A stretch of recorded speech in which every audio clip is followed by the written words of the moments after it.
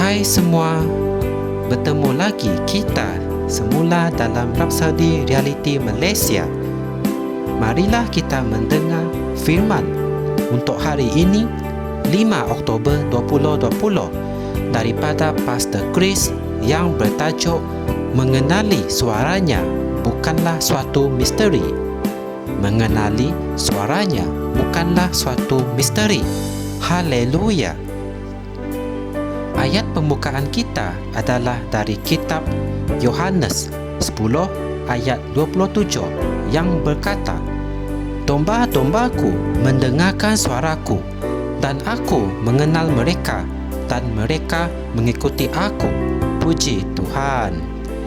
Tuhan Yesus berkata, "Domba-dombaku mendengarkan suaraku, dan aku mengenal mereka, dan mereka mengikuti aku." Dalam Yohanes 10 ayat 27. Ramai yang tertanya-tanya jika mereka boleh mendengar suara Tuhan berbicara, kerana terdapat begitu banyak suara di dunia ini.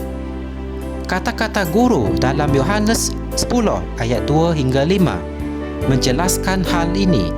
Dia berfirman, "Tetapi siapa yang masuk melalui pintu, dialah gembala domba. Untuk dia, penjaga membuka pintu dan domba-domba mendengarkan suaranya, dan dia memanggil domba-dombanya masing-masing menurut namanya, dan mereka menuntun mereka keluar.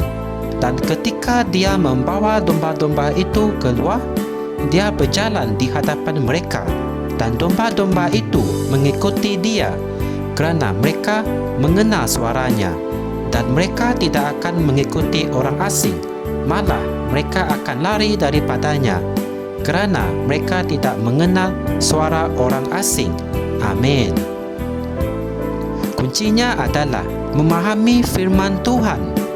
Semakin banyak kamu mempelajari firman, semakin senang kamu dapat mengenali dan mengetahui suara Tuhan, kerana Tuhan dan firman-Nya adalah satu. Dia bercakap melalui firman-Nya. Semua perkara yang Dia beritahu kepada kamu, segala petunjuk atau bimbingan yang kamu terima daripada Tuhan, sentiasa selaras dengan firman-Nya. Dengan merenungkan firman-Nya, suaranya menjadi lebih jelas bagi kamu, walaupun di tengah-tengah semua kebisingan dan gangguan. Haleluya. Sekiranya sampai sekarang kamu mendapati diri kamu suka untuk mengenali suara Tuhan, jalan penyelesaiannya adalah mudah. Luangkanlah lebih banyak masa untuk mempelajari firman. Puji Tuhan. Kolose 3 ayat 16 berkata, "Biarlah kata-kata Kristus itu tinggal di dalam diri kamu dengan segala kekayaannya dalam kebijaksanaan."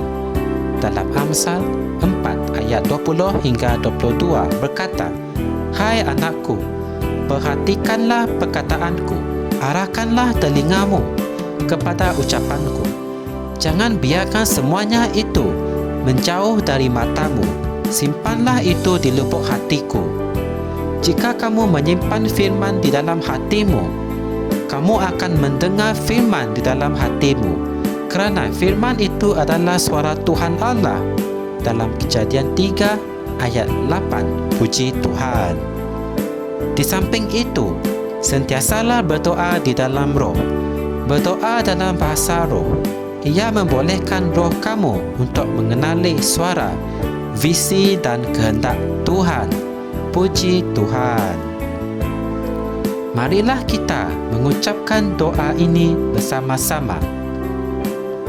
Ya Bapa, firman-Mu adalah pelita di kakiku dan cahaya yang menerangi jalanku. Rohku ditetapkan untuk menerima semua idea, visi dan kehendak yang luar biasa.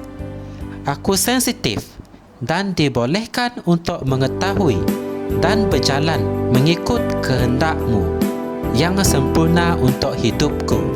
Dalam nama Yesus, amin. Untuk kajian tambahan, anda boleh merujuk dalam kitab 1 Samuel 3 ayat 9 hingga 10, Yesaya 30 ayat Secara ringkasnya, kita haruslah berdoa dalam bahasa roh supaya kita dapat mengenali Tuhan secara lebih mendalam. Puji Tuhan. Jangan lupa untuk tekan like dan subscribe Rhapsody Reality Malaysia. Semoga kita berjumpa lagi dalam segmen yang akan datang. Haleluya. Semoga Tuhan memberkati anda semua. Kami percaya saudara-saudari semua telah diberkati dengan perkongsian firman dari Rhapsody Reality. Bagi sesiapa yang ingin menjadikan Yesus Kristus sebagai Tuhan dalam kehidupanmu, kamu boleh mengucapkan doa ini bersama dengan saya. Ya Tuhan Allah, aku mempercayai Yesus Kristus, Anak Allah yang hidup dengan sepenuh hatiku. Aku percaya Dia telah mati untukku dan Allah telah membangkitkan Dia dari kematian. Aku percaya Dia hidup hari ini. Aku mengaku dengan mulutku bahwa Yesus Kristus adalah Tuhan dalam hidupku mulai dari hari ini. Melalui Dia dan di dalam nama-Nya, aku mempunyai kehidupan yang kekal. Aku telah dilahirkan semula. Terima kasih Allah kerana menyelamatkan jiwaku. Aku sekarang adalah anak Allah. Haleluya. Tahniah, sekarang kamu telah menjadi anak Allah. Untuk apa-apa sebarang pertanyaan atau untuk mendapatkan lebih banyak maklumat mengenai bagaimana untuk bertumbuh sebagai seorang Kristian, anda semua boleh hantar mesej di akaun Facebook kami atau email kami di tni.msia@gmail.com. Sekali lagi, tni.msia@gmail.com. Tuhan berkati anda semua.